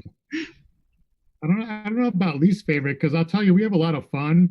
So it's hard to pick something that's not my favorite thing to do, because I legitimately go to work excited every day for what I get to do and for what we all do. And I come home still excited about what we did that day. And this is the first job I've had in years where I look forward to going to work every day. And, but my favorite part of the thing is just the great team I get to work with. It's really, a lot of these guys at Stern I've known from the old days when we all worked at Williams Valley Midway. About a good chunk of our department we've been working together off and on for 25 or more years. So to me, that I still get to do this all these years later with such a talented group of folks is the best part of the job, period. That's awesome. I love that. And because I'm in a unique position where I work on every team, whereas some, like Elliot, doesn't get to work on every game. He works on a certain number of games, but I get to work on them all. So that's a real treat for me, because it's never dull, and I've always got something exciting to work on. And I like helping these teams make the game, helping with my contributions to make the games as fun as they could possibly be for every game that Stern makes. Like that's what they hired me for, and that's my favorite part. You might have the best job at Stern. Yeah. Has anyone told you that before? I've heard it once or twice. I don't take it for granted. I was just about to say, don't take it for granted. No, not at all. I know how lucky I am, and I'm really glad that George brought me onto the team. And like I said, it's a real honor to work with these guys, and the guys like Elliot, who I didn't know until I came to Stern, amazingly talented folks that it blows my mind, like how smart all these guys are and how talented they are. That's awesome. Aww, hearts. And for Elliot, what was the most challenging part of being the lead mechanical engineer for this game? See, the most challenging, I think, just fitting everything in that we wanted to fit in. So it's like some of these titles, and this one especially, there's just so much content and so many ideas that you're like, man, I wish we could do everything, and it's like you're only working with a certain like footprint of game. So it's like it's challenging to get everything in there. This one, I think in particular, just making sure all the toys and all the kind of the 3D toys on the game were like really cool looking, because like that was such a big part of the Turtles franchise, is it had to have really good looking toys, because you remember playing with the toys when you were a kid. So I'm like, those got to be spot on. So that was probably kind of the most challenging part of it. That's awesome. I love that. You kind of actually answered that, but just to go off, Elliot and Mike, this is for you too, but what's your childhood attachment to TNMT? Did you have a favorite character, which we already said, but favorite memory from the cartoon or favorite toy? Like, how excited were you for this particular thing? And did you get to choose it, or they chose you? I was like a kid in a candy store with this one. I'm like, yes, yes, yes. My favorite toy was like, I had a little pizza shooter. Yeah. And I could go around just kind of like launching those little discs at people when I was a little kid. For me, I'm older, so the Turtles kind of fell a little bit after my time. But I do remember I did go see all the movies in the theater when they came out and enjoyed them quite a bit. So I was excited because I knew what a huge franchise this is. That like one of my nephews likes the Turtles. You know, he's 8 years old, so it's transcended so many generations, which is really cool. Yeah. Sorry, Mike. So I was excited for it because I knew what an audience that would be so happy to have something like this. Oh yeah, for sure. I was just gonna add, it's really cool to see, like, you know, fathers that grew up with the Turtles and mothers too. They grew up with the Turtles and now they're showing their kids, you know, like, hey, let's all watch the Turtles together, because like there's generations of turtle shows and it's really cool to see. I'm really glad that y'all picked this generation because it speaks to my heart too. The other ones are really cool too, but yeah, this is the best. What does it be, like the 70s generation or 80s Turtles? 80s, like, 87. It's like the 80s Turtles, which if I had my pick, I would have picked this one as well. So yeah, nice. And what was it like working with the current property holder then, Nickelodeon? Oh yeah. Shout out to Jody Dankberg. To work with. They were really excited about this one too, so that kind of helped. And they had probably a lot of the same ideas that we had, as far as, you know, this has got to look good, feel good, you know, it's got to be the right, you know, stuff. So that was kind of nice to work with them like that. Okay, and I have another one. Where are you at right now, Kyle? With it is almost done, and then it will verify. Okay, do you want to walk through us noobs, meaning me and maybe like 5 people in the chat, what you did to update the code for future Super references? easy. Game is off. Pop down the display panel, take the Translight out, plug the USB stick into one of the forward-facing USB ports, pop the USB or the panel back up, power the game on, and follow the instructions. Stern has some good you know, directions on how to set the USB stick up on the website. Super simple format, blank disk, put the SPK files into the main directory, and you're good to go. It's very, very easy. I could do that. Awesome. Yeah, no excuse for games with outdated code, man. Really, there's no excuse. Yeah, and it goes pretty fast, especially if you choose the quick update. You know, there's quick or full. You could just always do quick, and then it goes pretty quickly. That's what I chose for the sake of quickness. Nice. So another good question that we had from Mitchell Reeder. He's full of all sorts of good questions. Mitchell's got good questions. I know. We just need to get him to be the host. The top fan, Mitchell. He's a good guy. All right. So this is a good one. So if I were interested in picking up a new in-box Turtles, and for home use only, which model do you guys suggest that I get? And why? So for me, especially on this one, I really prefer the LEN Premium. I love the glider mech. I love the van. I like, as an advanced player, I like the locking of a ball in the layer, which I can't do. You know, I can do it in a multi-ball, and it multiplies some jackpots when I do that. Those kind of things make the bang for the buck there worth it for me. But you really can't go wrong. I'd say if you've got the budget to get the premium or the LE, go for it. But you know, if your budget only allows for Pro, you know, there's not much you're gonna miss, and it's still a full, wonderful gameplay experience. So I'd say go the premium if you got the money. If not, you're totally fine with your Pro. I would completely agree with Mike. Yeah, that would be my first choice, would be the premium. But like he says, it's like the Pro is so full featured. You can't go wrong. Nice. Well, that brings us to a very good spot to do another raffle ticket drawing for a Project Pinball raffle. So this one is special, y'all. You will get a raffle ticket for the Project Pinball raffle, which is sold out. You can't buy any more. but if you win, and then you win the Project Pinball raffle, which we'll be doing at 9:30 p.m. Eastern Standard tonight, you could have that pro right there that Kyle's touching. So you might have to wipe it down because.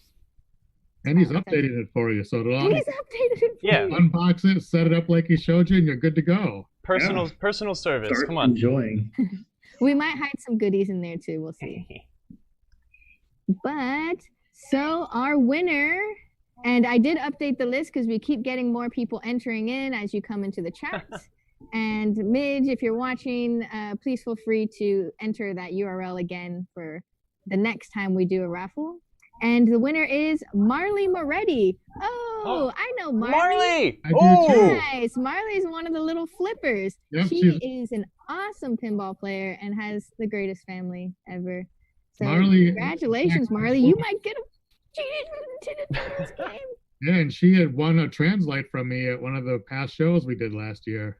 How old is Marley? She just had a birthday. She just had a birthday. Like 11 or 12, right? She can consistently beat me at Iron Maiden. Oh my gosh. But wait, I got way too excited because I know Marley. Marley, you have to be here.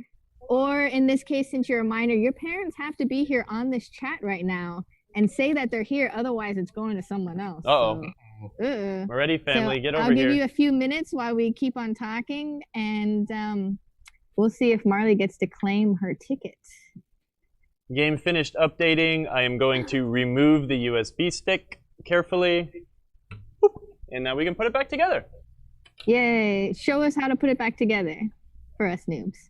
Oh, it's so great. You put the translate in this side. Make sure you get it in right. Push it up. Let it sit on its ledge. Close the panel. And put your dang keys back in the door. It's important.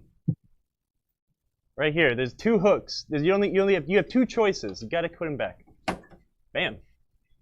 I guess we should turn this thing on. I know that you guys at Stern put a first-time setup menu system in the game, so I'm very curious to see that.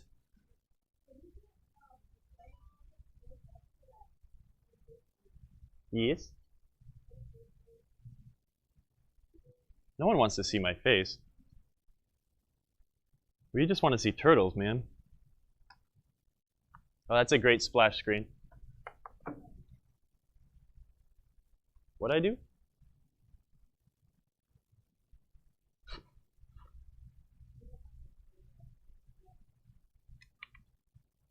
trying to be gentle. Yeah, for just a second.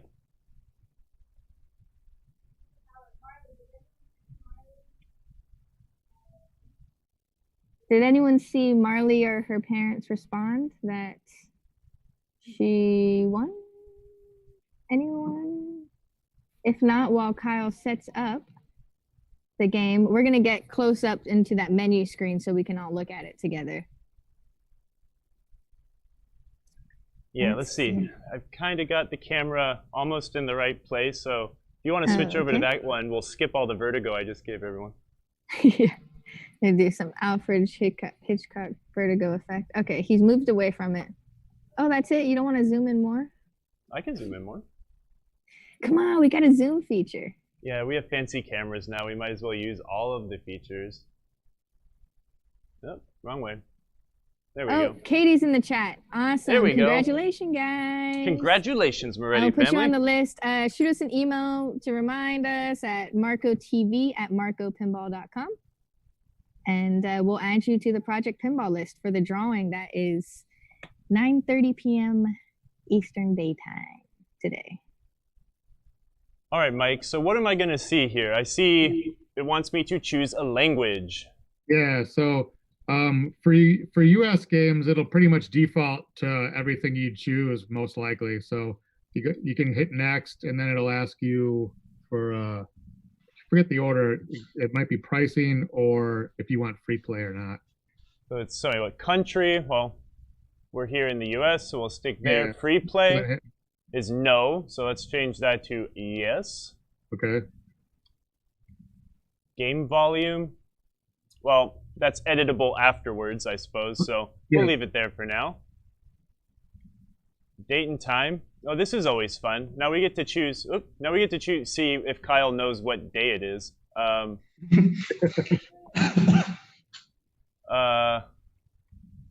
It is. I know it's June. June 25th. Okay. I know what year it is. 2020. Wait, why is it not letting me onto the hour? See, now he's being put on a spot. That's fine. We'll edit this, but you should set your date and time. It's important if games have midnight features. What is the point? Oh, okay, you just answered that right there. Also, so like Midnight Madness. Does this game have a Midnight Madness feature? This one does not, no. If you are one, though, also to track your audits, especially operators, you want to set your date and time, because then every time you dump the audits, it gives the date of what it's set to in the game. That makes more sense. Although the Midnight Madness thing is always cool. That Ghostbusters scream still haunts me. So let's see. Some other things, like personally, that I like to do when I set up a brand new game in the house would be going through your adjustments, your standard adjustments. Whoops. We will run through. We've already set it to free play, but some other things I like to do, especially if it's on home play, is we can set it to a 10-letter name. That's always fun. We could set it to never reset the high scores, so you could keep those family feuds going over many years.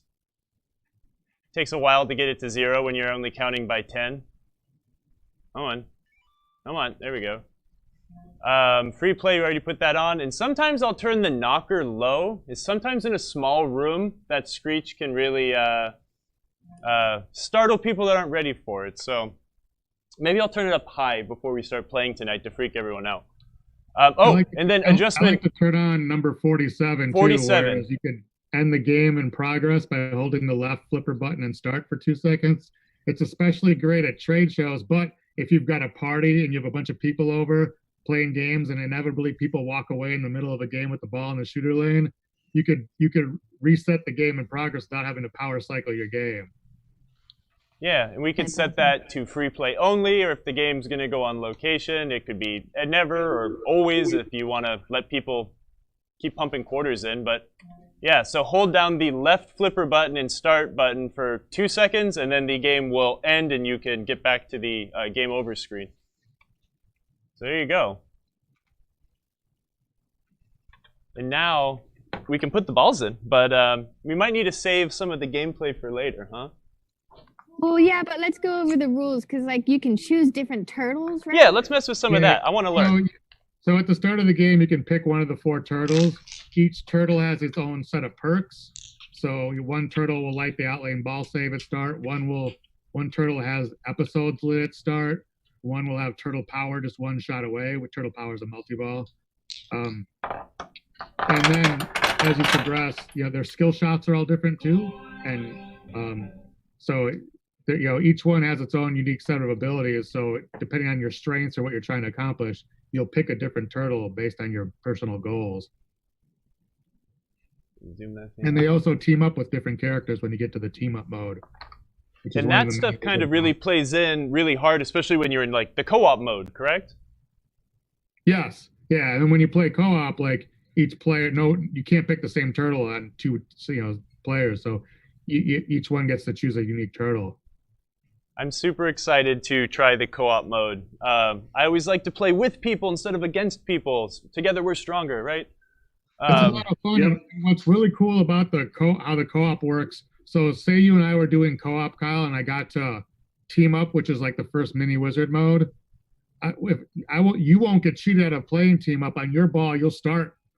If I get to it, and play it, then you'll get to play team up as well on your next ball. Okay, shared experience. I like that. So it's not like when you're playing an old Williams game or something, and you lock 2 balls, and you could steal it from someone like that. We're truly working together here. Yeah. So you're advancing through.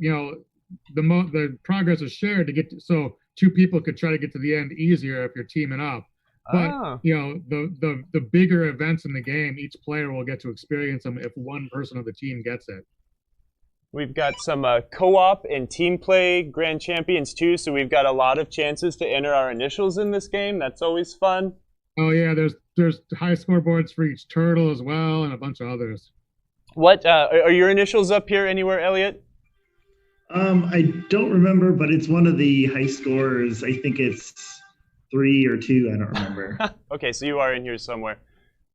So let's see. I'll wait for Emoto to kind of set these cameras up a little bit, and maybe we will flip around a little bit. I love the game over screen. It's fun. Does it look good? Of course, you know, Keith is in there many times.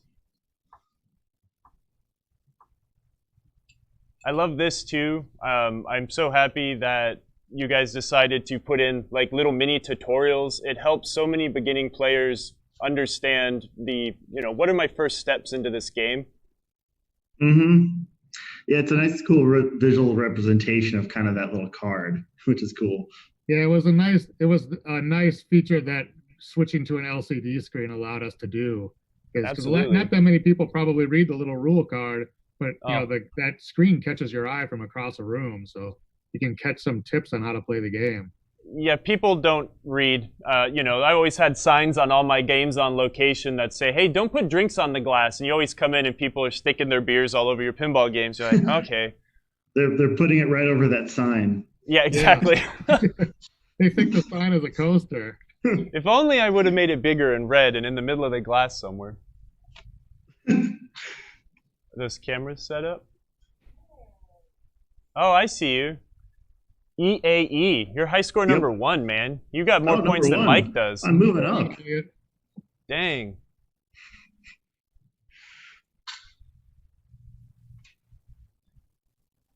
Good? All right, let's see. Kyle gets to play the first game. Well, I want to see if I could get some explanation here from Mike, right? Like when we do want to choose our turtle. So episode starter lit. Light battle again. Oh, okay. So that's your ball save. Yep. Training, turtle power. Okay, so turtle power is one of the multi balls. So if you choose the turtle that has turtle power lit, the first time you shoot the right ramp, it's going to start turtle power. Okay. And training. Now, how does training level up again? There's like there's stages to that, right? Right. So when you spell layer, at certain intervals of the game on that left big target by the upper flipper, when you spell layer, it will light training, which you'll be able to shoot into when you're not in a mode. And then when training starts, it's a series of hurry ups. The first one starts with 2 shots. You got to make the right ramp and then the left ramp, and then they get progressively harder. While training is running, if you hit the layer targets, it will add time to the timer that you have to make these shots. When you complete a training, you go up a level for your turtle, and then a new perk is added, and each turtle gets different perks. So the more you level up your turtle, the more lucrative it can become throughout the game.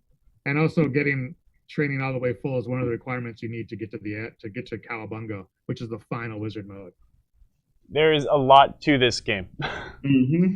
Yep. There is a lot going on. I wish I could follow the rules as well as you can explain them to me, but I need to level up and train a little more to get onto the MXV level, I suppose. There's also a nice rule sheet on the Stern Pinball website. So if you go to the turtle section and scroll down to the bottom, you can see a really cool rule sheet. So study for tonight, Kyle. Study for tonight. So for me, I try to get the training done as quickly as possible. So it'll be one of the first things I typically will do at the start of the game is I'll spell layer and I'll get training at the first level of training done. And then after you play another episode, you can relight the training to get the next one. So typically I'll play training episode to try to get that training requirement done. Well, then I think let's start with Leonardo then. Let's see if I could go hit training at all. I really want to be able to hear this. I'm so excited to play it later tonight. So what? Oh, let's catch the ball. I hit train.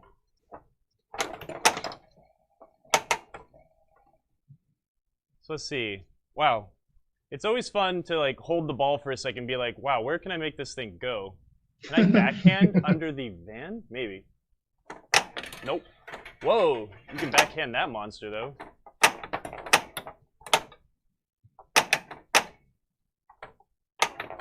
That is the shot I want to be able to do without looking. Oop.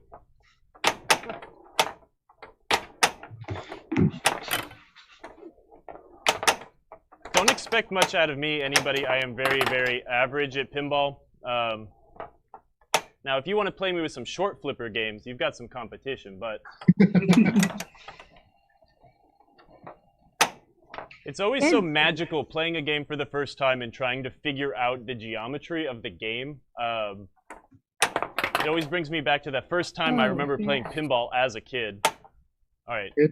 It took me a little while to learn the shots on this one, especially that side ramp, because it's a little bit lower on the flipper than you think it should be. This guy here? Once you get used to it, then you could get it a lot more often, but it's a little bit of work to get used to where that shot is. So now that I've got layer flashing, yeah, so now training's ready to go. You just got to shoot it up in the layer. Ha! Easier said than done. It's much easier to do it from when you got it trapped up on the right flipper, and then lift the left flipper up to open up the opening bigger, and then shoot it up in there. It's pretty late on the flipper.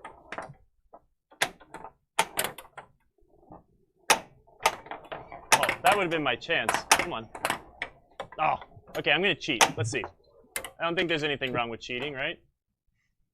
I do it all the time. Shoot the right ramp. I think I can manage that. Someone asked me to rotate the camera, and I did not do it exactly how I was probably asked to, so I apologize. That right ramp is a fun backhand, too, by the way. I want to see the spinning pizza. How do we get to that mode? If he shoots the pizza parlor, which is up, that shot that leads into underneath the van, the locks are lit at the start of the game, so he can shoot it up in there 3 times. Hey, look at that. I did it. I only cheated once, too. Oh. All right, so you just completed the training level. Training level 2 is now where you're at. All right, let's see. I really want to try to find that right ramp. That's a satisfying shot. The way it comes down and bops it down onto the upper flipper. Whoop. Come on. Oh, there we go. Okay, so there we've got that down post in action there. Diverted it out into the pop bumpers.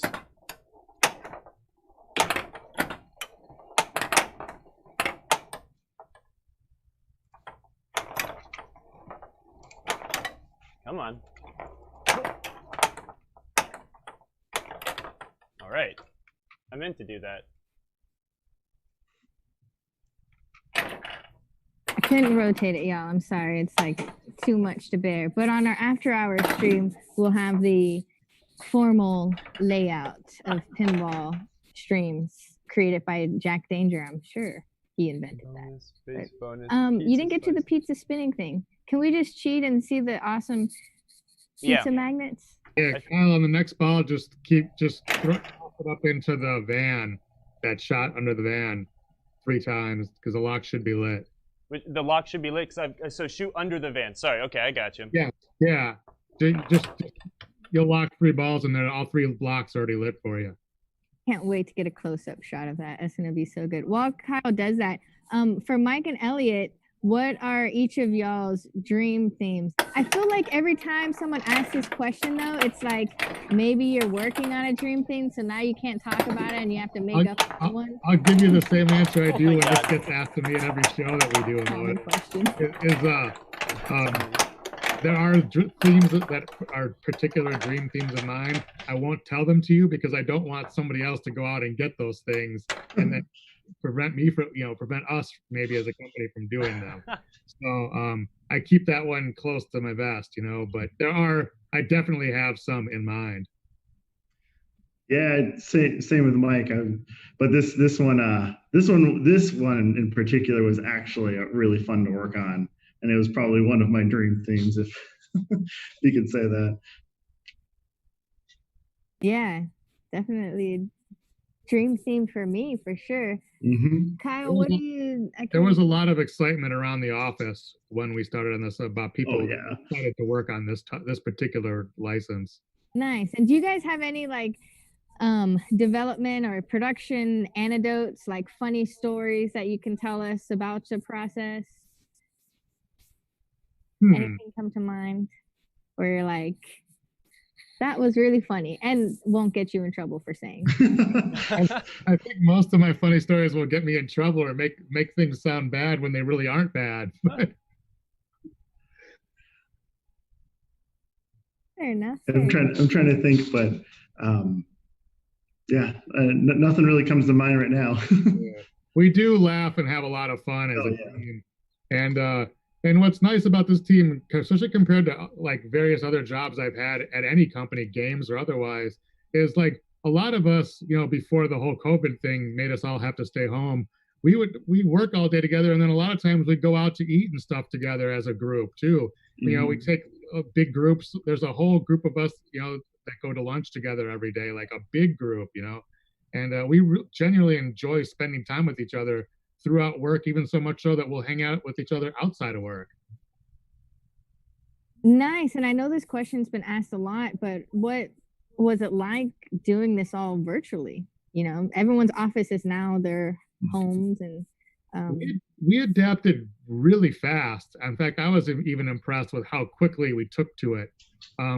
Certainly tools like Zoom and everybody having high-speed internet in their house has made things a lot easier. A few years ago would have been more of a struggle because there wasn't really a Zoom, especially. That's a tool we use constantly for meetings. They're all done that way now. Our weekly software meetings that way.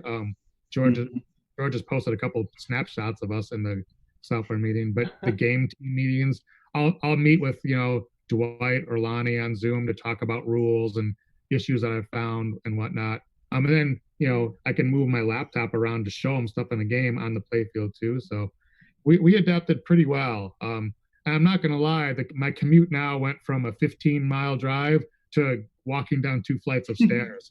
So that part's been pretty nice.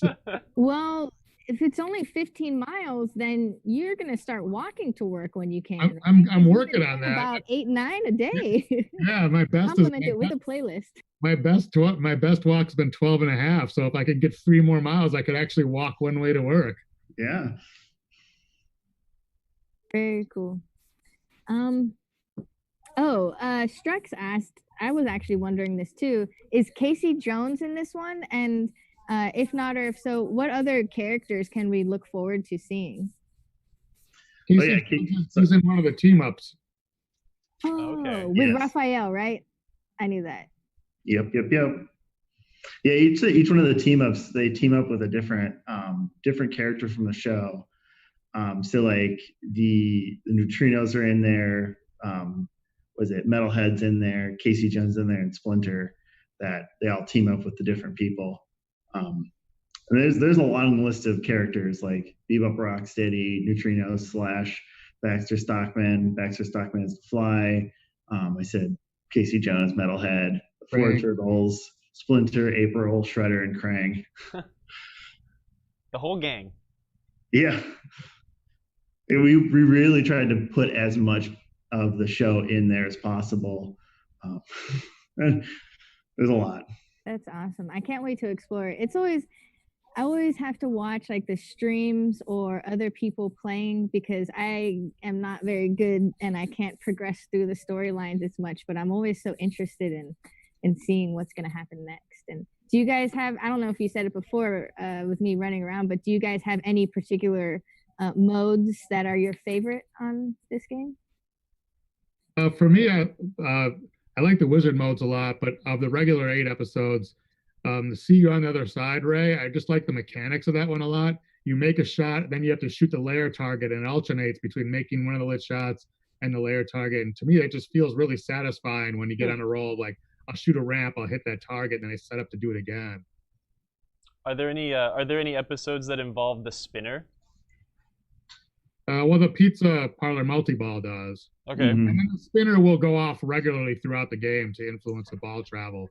Yeah. So if you hit the pizza targets, the thing will start spinning, for example. awesome. Yeah, I really like the pizza parlor multi-ball. That one's pretty fun. It's cool because like you're essentially assembling a pizza throughout the gameplay, and then your toppings will influence that multi-ball. That's awesome. Oh Different yeah, and there's ways. like gummy bear toppings and ice Yeah. cream and all sorts of crazy stuff. Everything right? we Yeah. wanted on our pizzas when we were kids, but our parents would never let us try. And now you can make all kinds of crazy Right, pizza. and they eat the wackiest pizzas on the show, like They really whipped do, cream yeah. pizza, like Sausage and banana. yeah. So we just kind of took that to heart. I forget the name of the episode title, but the one where you go into Dimension X after you hit the 2 stand-ups and shoot up the left ramp, and then everything turns red. That's my other favorite mode, just because the presentation is so cool. And when you shoot it up there, it'll hold the ball with that device on the ramp while the playfields shift to red as you're going into Dimension X. It's a really cool presentation. That's awesome. Oh wow, that's nuts. Yeah, is that part of the magnet at the top? What's it? No, Tina Park asked, it's "What's down. it?" It's the dual ramp stopper that Elliot talked about earlier. Oh, got you. Or on the LE and Premium, the glider will move back and forth, stop the ball in a way just like to function like the up-down thing does on the Pro. So it'll stop a ball there to do presentations. That's really cool.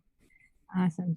Well, we're getting to our time. I want to do another Marco t-shirt swag drawing. But while I set that up, do you guys have any like last words that you want to say about this game or working with Stern or pinball in general?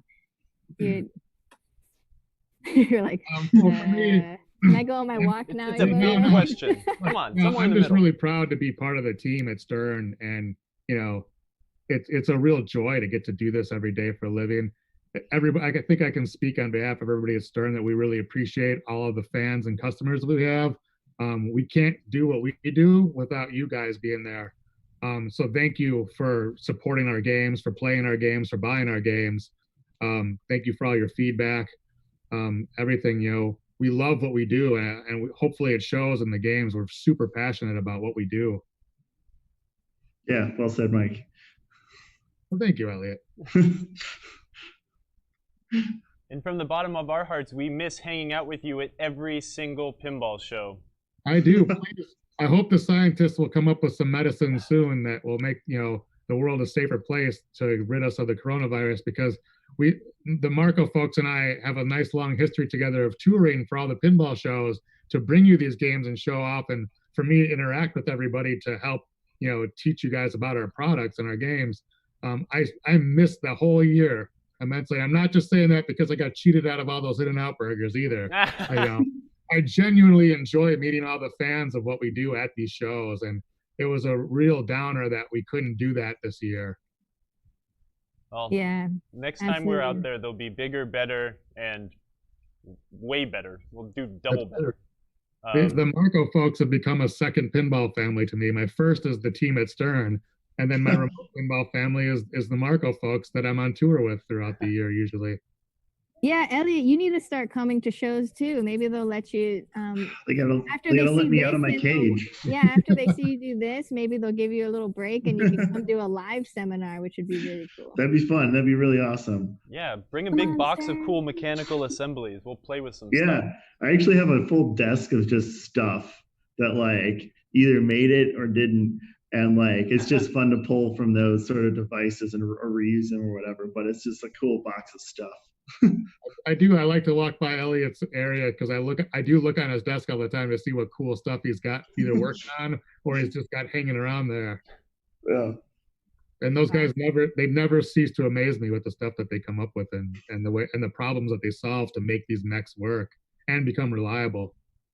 Yeah, and we keep getting this question. It's not really a mechs question, so maybe Mike, this is something you can answer. But do you ever see you guys developing a new menu system that's not kind of like that OG DMD looking style, but something more for the times? I think in time, it's on our wish list of things we want to pretty up. So, you know, I couldn't give you a timeline on that, you know, but it is something we talk about and, you know, it's something that we do want to tackle. Nice. And I will say, I don't know if Kyle mentioned it earlier, but the manual and stuff that you give in the box was very beautiful, and it was in like 10 different languages and stuff too, and printed on very nice paper. We were all very impressed. We were like, oh. Well, thank you. I haven't even seen one of those yet because I haven't been in the office since the end of February. So when they sent me a machine, I don't get a manual with mine because I get one of the first ones they build, as a prototype. Right. Yeah, it goes through all the menu system, but also like how to set it up properly with pictures and stuff, and the it's all like first time high setup. quality. Those are handy for people that have never done it before, but hopefully between this and other videos, you'll have the confidence to take this thing out of the box, set it up, and enjoy it. Yeah, and that manual is also available online, so you can download it to your phone or whatever too. Yeah, which is also handy. A PDF now. It's awesome. And Dalton asked, "Is there an MXV skill shot?" There isn't one in Turtles, unfortunately. No. Future code update. I lobbied for one, and Dwight's like, "Well, I've got," and it makes sense to not have one in Turtles because the skill shots were unique to each turtle, and those are, so I could. When he told me that, I'm like, all right, I'm not going to force the issue, but you'll still see the MXV skill shot in plenty of other games. Maybe we need an MXV combo or something. If it can't be a skill shot.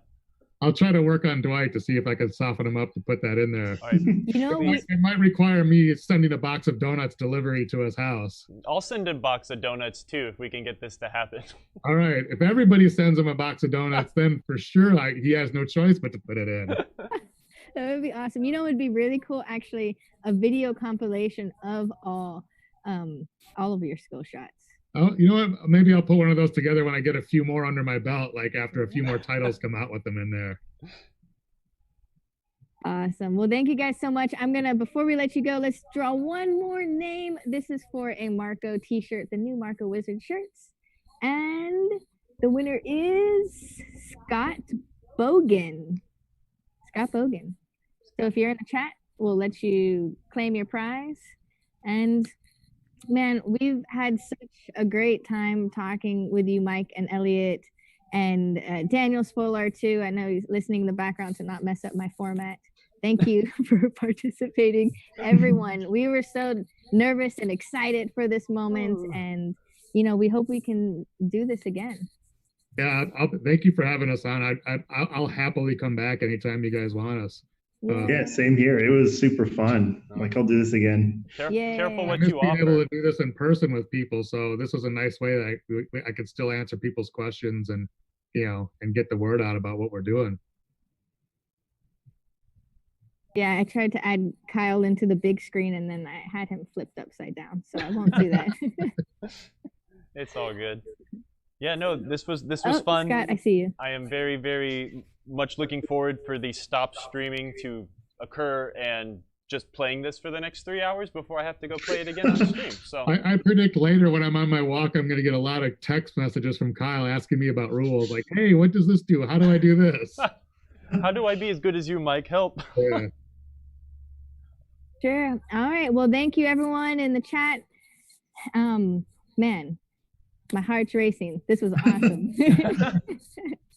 Thank you, guys, and have a great day. The rest of the day. Thanks, too. All right. Thanks, everybody. Bye, everybody. Bye, everybody. Thanks for watching.